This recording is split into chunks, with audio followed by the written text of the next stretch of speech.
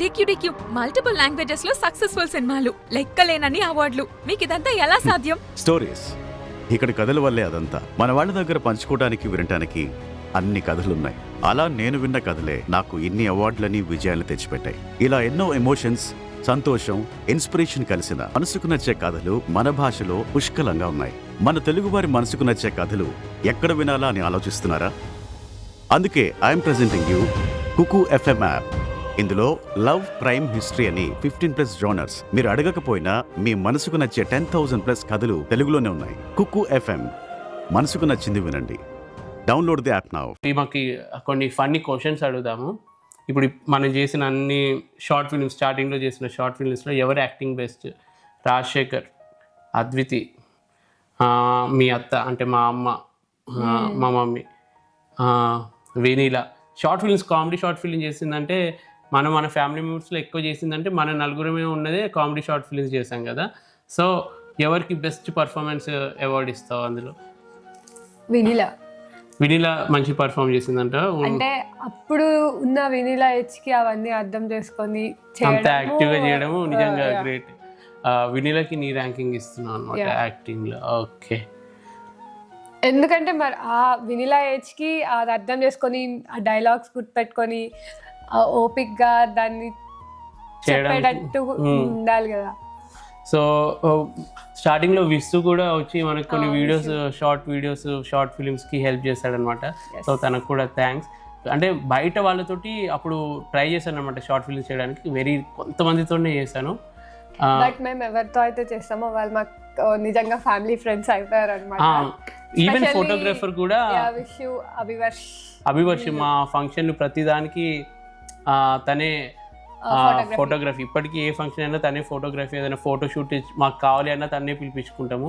Apart from profession ఒక family type. నన్ను అయితే చెల్లిలానే ట్రీట్ చేస్తాడు. వీళ్ళనే కాదు, ఏదో గొప్పలు చెప్తున్నామని అనుకోకండి. మేము ప్రమోషన్స్కి కొన్ని ప్లేసెస్కి వెళ్తాం కదా, శారీ ప్రమోషన్కి, గోల్డ్ జ్యువెలరీ ప్రమోషన్స్కి. వాళ్ళ దగ్గర నుంచి వెళ్ళి మేము విన్న ఫీడ్బ్యాక్ ఏంటంటే ప్రతి ఒక్కరు వచ్చి కొంచెం ఏదో చేసామా వెళ్ళామా అని ఉంటారు, కానీ మీది రియల్గా మీరు వీడియోస్లో ఎలా అయితే ఫ్రెండ్లీగా ఉంటారో ఇక్కడ కూడా ఎటువంటి ఈగో లేకుండా చాలా ఫ్రెండ్లీగా చేస్తున్నారు, ఓపికతో చేస్తున్నారు అని అంటారు. అప్పుడు అనిపించింది ఓకే మేము కూడా మంచోళ్ళమే అని చెప్పి. ఎందుకంటే వాళ్ళు వేరే వాళ్ళతో కంపేర్ చేస్తారు కాబట్టి అప్పుడు మాకు చూసినంత వరకు అయితే స్పెషల్లీ కొన్ని షాప్స్ వాళ్ళు ఉన్నారు మేము రెగ్యులర్గా వెళ్ళే వాళ్ళు, వాళ్ళైతే అదే అంటారు మేము ఎంతమంది రెగ్యులర్గా ప్రమోషన్ చేయడానికి వస్తారు కానీ మీలాంటి వాళ్ళని మేము చూడలేదు అసలు. ఆఖరికి పిన్ను కూర్చుకున్నా కూడా సైలెంట్గానే ఉంటారు, మీరు అనరు అని చెప్పేసి అని అంటారు. బట్ నిజంగా మేము వాళ్ళని అన్ని కాస్ట్యూమ్స్ చేంజ్ చేయడానికి మేము వాళ్ళని విసిగించినా కూడా పాపం వాళ్ళు ఓపికగా సపోర్ట్ చేసి మమ్మల్ని వీడియో తీసుకునేలా చేస్తారు. దీని గురించి మెయిన్గా మాట్లాడాలి కాబట్టి ఇప్పుడు సక్సెస్, యూట్యూబ్లో సక్సెస్ ఎలా అవ్వాలి, హింట్స్ అంటే టిప్స్ చెప్పండి అది ఇది అంటారు కాబట్టి కన్సిస్టెన్సీ, పేషెన్స్, వాటన్నిటి గురించి ప్రాక్టికల్గా మేము చెప్పేది ఏంటంటే మా యూట్యూబ్ జర్నీలో సక్సెస్ పాయింట్స్ కొన్ని వీడియోస్ వల్ల వచ్చింది. ఫస్ట్ చేసిన షార్ట్ ఫిల్మ్ అత్తా కోడలు, అమాయకపు భర్త, తర్వాత పెళ్ళైన కొత్తలో కష్టాలు, కామెడీ తోటి. అంటే మా ఫ్యామిలీ మెంబర్స్ వరకు కొందరికి తెలిసింది టిక్టాక్ చిన్న వీడియోస్ కాదు, వీళ్ళు పెద్ద 10 minutes వరకు కూడా నవ్వించగలరు, టాలెంట్ ఉందిలే వీళ్ళకి అని అనిపించినాయి ఈ షార్ట్ ఫిల్మ్స్ వల్ల తెలిసింది. తర్వాత మళ్ళీ ఇంకా ఎక్కువ ఆడియన్స్కి రీచ్ అవ్వాలంటే ఏం చేయాలా అని ఆలోచిస్తున్నప్పుడు మామూలుగా మా ఫ్యామిలీ మెంబర్స్ అందరు ఉన్నప్పుడు అందరికీ చెప్పాలన్నమాట ప్రెగ్నెన్సీ కన్ఫర్మేషన్ గురించి. అందరికీ మేము అందరం గేమ్స్ ఆడుకుంటూ మాటలోనే చెప్తామన్నమాట ఈమె ప్రెగ్నెంట్ అని చెప్పి. ఇంట్లో వాళ్ళందరూ ఎక్సైట్ అయిపోయి ఫుల్ హ్యాపీగా మా తమ్ముడు ఇట్లా ఎత్తుకొని నాకు ముద్దు పెట్టడము అవన్నీ ఇక న్యాచురల్గా నేను ఒక కెమెరా పెట్టి క్యాప్చర్ చేశాను అనమాట. ఒకరికి కెమెరా ఇచ్చి GoPro టైపు అది ఇచ్చి క్యాప్చర్ చేసింది వీడియో పెట్టాను. అది షిప్ ఎక్కే ముందు దాన్ని పోస్ట్ చేశాను. యాక్చువల్గా ఈమె పెట్టకు అన్నది. ఆ టైంలో ఎంత టార్చర్ ఉండేదంటే నాకు ఫ్యామిలీ వీడియోస్ ఆ టైంలో చాలా తక్కువ మంది పెట్టేది. ఇక వీళ్ళకి సోషల్ మీడియానే అంటే పడదు, అసలు ఫేస్బుక్ అకౌంట్ లేదు, ఏమీ లేదు. ఇక ఈమెకి ఇష్టం లేదు, ఈమెకన్నా ఎక్కువ వీళ్ళ పేరెంట్స్కి ఇష్టం లేదు నా బిడ్డని సోషల్ మీడియాలో పెడతారా అని వాళ్ళకి లేనిపోని భయం. నాకేమో పెళ్ళి ముందు వరకు మీకు కంట్రోల్, పెళ్ళైన తర్వాత ఆయన నా ఇష్టం ఉన్నట్టు ఉంటే అయిపోతుంది కదా అని ఈమె అంత నెగిటివ్లోనే ఉండేది. మ్యాక్సిమం పెట్టొద్దు నన్ను ఎక్కడ మీరు వీడియోస్లో పెట్టొద్దు అన్నట్టే ఉండేది. ఆయన నేను కొంచెం రిక్వెస్ట్ చేసి ఆ వీడియో తీసిన తర్వాత కూడా కొన్ని రోజులకి షిప్ రేపు ఎక్కుతున్నా అన్నప్పుడు ఆ వీడియోని అంతా ఎడిట్ చేసి పోస్ట్ చేసిన. తిను ప్రెగ్నెన్సీది రివీల్ చేసే వీడియో, ఆ వీడియో కూడా చాలా వైరల్ అయింది. అప్పుడు ఒక 10,000 సబ్స్క్రైబర్స్ పెరిగి ఉండొచ్చు. నీకు ఇంకా ఏమైనా గుర్తున్నాయా? మెయిన్గా పాయింట్స్ ఏంటంటే మెయిన్గా ఫ్యామిలీ వ్లాగ్స్ చెయ్యాలి అన్న ఆలోచన నాకు తెప్పించిన వీడియో అంటే నీ ప్రెగ్నెన్సీ రివీల్ వీడియో వల్లనే ఇట్లా ఫ్యామిలీ వీడియోస్కి కూడా జనాలు కనెక్ట్ అవుతారని అనిపించి అప్పటి నుంచి నేను షిప్ ఎక్కుతున్నప్పుడు వీడియోస్తో పాటు కామెడీ వీడియోస్తో పాటు ఇట్లా ఫ్యామిలీ వ్లాగ్స్కి ఛానల్ కన్వర్ట్ అయిపోయింది. ఫస్ట్ నేను అనుకున్న గోల్ అయితే short films, comedy short films, లేదంటే ఇన్ఫర్మేటివ్ వీడియోస్, షిప్కి రిలేటెడ్ వీడియోస్ మాత్రమే అనుకున్నా. ఇట్లా ఫ్యామిలీ వ్లాగ్స్ కూడా చేయొచ్చు అని చెప్పి ఆ వీడియో పెట్టిన తర్వాత మీ ఇంట్రెస్ట్ని బట్టి మేము పెట్టామన్నమాట.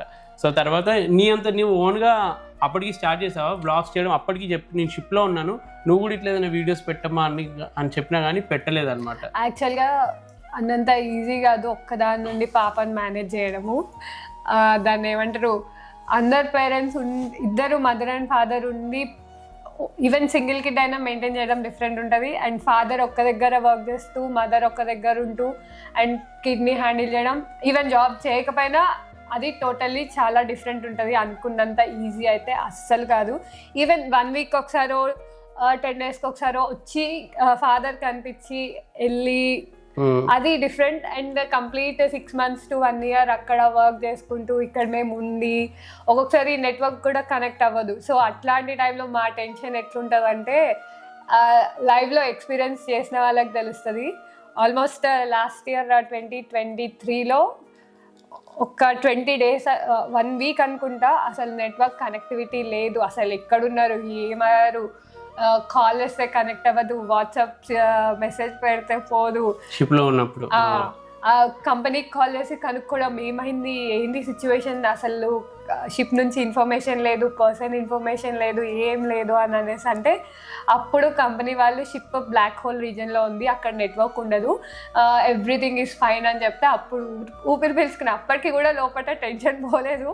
మళ్ళీ ఇన్స్టాగ్రామ్లో నెట్వర్క్ కనెక్ట్ అవుతే అట్లా నేను వీఆర్ ఫైన్, ఇక్కడ ఉన్నాము, సిగ్నల్ కనెక్ట్ అయ్యాక చెప్తాను అని అంటే అప్పుడు కొంచెం సెట్ అయ్యామన్నమాట. లేదంటే అసలు ఆ 1 week 10 days అసలు ఎట్లా నిద్రపోయినా ఏం తిన్నానో కూడా నాకు నిజంగా గుర్తులేదు. ఈమె టెన్షన్, నేను ఈమెతో కాంటాక్ట్ లేదని ఉంటుందా? ఈ 10 days నేను ఏం ఇన్స్ట్రక్షన్ ఇవ్వలేదు, ఈ వీడియో పెట్టమని చెప్పలేదు, ఆ వీడియో పెట్టమని లేదని చెప్పి నేను టెన్షన్లో ఉంటాను. అంటే నేను ఎందుకు ఇంత చెప్తున్నానంటే నేను నిజంగా ఫుల్లీ డెడికేటెడ్గా యూట్యూబ్ కోసము అంటే ఎక్కువ ఆలోచించాను అనమాట. నా వర్క్ లైఫ్లో ఒక 50% వర్క్ గురించి ఆలోచిస్తే మిగిలిన 50% యూట్యూబ్, అంటే షిప్లో ఉన్నప్పుడు కూడా యూట్యూబ్ గురించి ఆలోచించిన క్షణాలు ఉన్నాయన్నమాట. అంత డెడికేటెడ్గా నేను థింక్ చేస్తాను. సో ఈమె బాధ ఈమె చెప్పుకుంది, నేను ఎందుకు వీడియోస్ చేయట్లేదు అనడానికి. నేను నా భర్త మీద కేర్ వల్ల, భయం వల్ల, ఒక్క మదర్ని ఇక్కడ ఉంటున్నా కాబట్టి ఆ టెన్షన్ వల్ల చేయలేకపోతున్నా, ఇక్కడ హ్యాండిల్ చేయడం కష్టము అని తన బాధ తను చెప్పుకుంటుంది. అందరు అనుకుంటుండొచ్చు, ఈవెన్ వర్కింగ్ ఉమెన్ కూడా వాళ్ళ కిడ్స్ని పెట్టుకొని ఎలా మేనేజ్ చేసుకుంటారు, వాళ్ళు మేనేజ్ చేసుకోవట్లేదు అన్న డౌట్ కూడా మీకు వస్తుంది. బట్ అన్నీ సేమ్ కాదు, ఎవరి సిచ్యువేషన్ వాళ్ళది డిఫరెంట్. ఎంత డిఫరెంట్ ఉన్నా కానీ నారీ శక్తికి, అంటే దేవతలకి 5-6 చేతులు ఉంటాయి కదా, అట్లనే తలుచుకుంటే నిజంగా చేయాలి అనుకుంటే అన్ని చేతులకి పని కల్పించి ఒక్కొక్క రోల్ ప్లే చేయవచ్చు అనమాట. సో అదే తలుచుకుంటే ఏదైనా సాధించగలము. స్టార్టింగ్లో నాకు 1 lakh సబ్స్క్రైబర్స్ అవుతున్నప్పుడు కొందరు ఫ్రెండ్స్ 1 million అవుతుంది అని చెప్పి మెంటల్గా సపోర్ట్ ఇచ్చింది అనమాట. అంటే నీకు ఆ టాలెంట్ ఉందిరా, నువ్వు టిక్టాక్ వీడియోస్ కామెడీ మంచిగా చేస్తున్నావు, 1 million ఇది టచ్ అవుతుంది అని అన్నారు. వాళ్ళందరికీ వాళ్ళ పేర్లు కూడా నాకు తెలుసు. ఆ టైంలో అంటే ఏమీ లేనప్పుడే మమ్మల్ని అట్లా గుర్తించి సపోర్ట్ చేసిన ప్రతి ఒక్కరికి థ్యాంక్స్. మెయిన్గా స్టార్టింగ్లో ఎవరైతే సబ్స్క్రైబర్స్ మాకు ఉన్నారో వాళ్ళకి మేము ఎప్పుడు రుణపడి ఉంటాం. ఎందుకంటే వాళ్ళు ఇనిషియల్గా మా ఫౌండేషన్కి ఒక హోప్ ఇచ్చిండ్రు వాళ్ళు. సో ఇప్పటికీ ప్రతి ఒక్కరు ఎవరైతే ఇప్పుడు 10,29,000 సబ్స్క్రైబర్స్ ఎవరైతే ఉన్నారో ప్రతి ఒక్కరికి థ్యాంక్సే. కానీ స్టార్టింగ్లో వాళ్ళకి ప్లస్ లాస్ట్ ఆ 1 million సబ్స్క్రైబర్ ఎవరు నేను సెర్చ్ చేసుకొని చూసుకుంటే నా అది వస్తుందో రాదో చూడాలి. బట్ తనకు కూడా చాలా థ్యాంక్స్, అమ్మాయి కానీ అబ్బాయి కానీ. జర్నీ మనం ఎక్కడుంది యూట్యూబ్ జర్నీ డిస్కషన్. తర్వాత షిప్ ఎక్కని మా ప్రెగ్నెన్సీ రివీల్ వీడియో పెట్టి షిప్ ఎక్కను చిన్న వీడియోస్ ఏదో షిప్లో జరిగే వర్క్ గురించి కానీ వీడియోస్ పెట్టాం. కానీ అప్పుడు యూట్యూబ్ ఇంత జూమ్లో లేదనమాట, ఇంత జూమ్ ఇంత ఫాస్ట్ ఇదిగా లేదు, నార్మల్గా అవుతుంది. నాకు తెలిసి లాస్ట్ 1.5 year నుంచి అనుకుంటా. అమ్మో లాస్ట్ 1.5 year నుంచి అసలు కాంపిటీషన్ ఎలా ఉందంటే ప్రతి ఒక్కరు పెడదామని అనుకుంటున్నారు. యాక్చువల్గా మా తర్వాత వచ్చిన చాలా మందికి 1 million దాటిపోయారు. మేమే చాలా స్లోగా ఉన్నాము. స్లో ఉన్నారు. అందుకే నేను ఫస్ట్ ఓన్లీ లాంగ్ వీడియోస్ మీద కాన్సన్ట్రేట్ చేసి అందరు షార్ట్ వీడియోస్ పెట్టి సబ్స్క్రైబర్స్ పెంచుకుంటున్నాను. మనం కూడా షార్ట్ వీడియోస్కి పెడదామని చెప్పి నేను లాస్ట్ ఇయర్ స్టార్ట్ చేశాను. యాక్చువల్గా షార్ట్ వీడియోస్ స్టార్టింగ్లో పెట్టేటోని కాదు, దానివల్ల ఛానల్కి ఏమైనా డ్యామేజ్ అవుతుందేమో అన్న ఒక థాట్లో ఉండేది. కానీ షార్ట్ వీడియోస్ ఈ మధ్య జనాలకి ఏమైందంటే ఎక్కువ లాంగ్ వీడియోస్ చూసే అది ఇంట్రెస్ట్ రావట్లేదు. ఎంతసేపు 1 minute అయిపోయిందా మళ్ళీ ఇంకోటి చూద్దామా అన్నట్టు ఆ షార్ట్ టర్మ్కే మైండ్ మనదంతా అయిపోతుంది అనమాట. సో అందుకని ఈ షార్ట్సే మీరు చూస్తున్నారని చెప్పి నేను కూడా అదే ఎక్కువ పెట్టడం స్టార్ట్ చేశాను. బట్ నేను లాంగ్ వీడియో పెట్టి కూడా కూర్చోబెట్టి చూపించగలను, ఏడిపించగలను, నవ్వించగలను. ఏడిపించే బాధ్యత ఈమెనే ఎక్కువ తీసుకుంటుంది, నవ్వించే బాధ్యత నేను ఎక్కువ తీసుకుంటున్నాను. ప్లస్ ఇంకా నేను ఎప్పుడు ఏడిపించా? మొన్న ఏడ్చుకుంటే ఆ వీడియో అక్కడ పెట్టింది కదా, నేను ఏదో మామూలుగా ఏడుస్తుంటే నువ్వు తెలియకుండా వీడియో తీసా.